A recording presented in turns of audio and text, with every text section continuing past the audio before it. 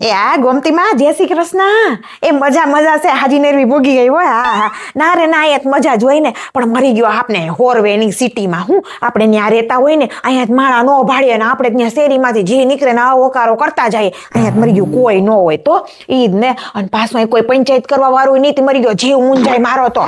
અહીંયા તો ગોમતીમાં પંચાયત કરવા હાટું બાયું રૂપિયા દે તે ઘરે પેલી કઈ ઓલી હું કટી પાટી બોલાવે તે એમાં પછી ભેગી થઈને પછી પંચાયત કરે. એમને તો ક્યાં ટાઈમ જ નથી હોતો. તો આપણે ત્યાં હાલતી જઈને પંચાયત કરતી જઈને ગામના પાદરે ભેગું થઈને પંચાયત કરી લઈને શાક લેવા જાય પંચાયત કરે. અહીંયા મરી ગયું શાક લેવાય ન જવાનું હોય. હા એ કંઈક છે ને ચીપટામાંથી મગાવે. હા મારે સોળી મગાવતી હા એ જો ઝેપટામાંથી મગાવે. હા તે એને શાકે કાંઈ લેવા જવાનું હોય ને તેને શાક લેવા જાય કોઈ યાર પંચાયત કરીએ. હે એ જ ને. અહીંયા કાંઈ ન હોય. અહીંયા મરી ગયું બાયું રાંધવાને હાર હોર્યું તે કંઈક તો ખાવાનું મગાવી લે.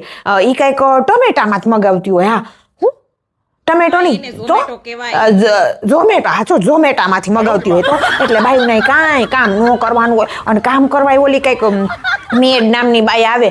હા એ કંઈક 10 મિનિટમાં તો કામ કરીને વહી જાય. મરી કલાકના તો રૂપિયા લેતી જાય. બોલ તે મેં કીધું હા તો જો ગધની મામા બનાવે મારો તો જીવ બળી જાય તો. અને પાછું એને હા એ કામવાળી જ કહેવાય, પણ અહીંયા એને એવું ન કહી હગીએ નહીતર મરી ગયું ખોટું લાગી જાય. એટલે એને મેડ જ કહેવાની તો નહીતર પાછી ખોટું લાગી જાય બીજે દી આવે નહીં. હા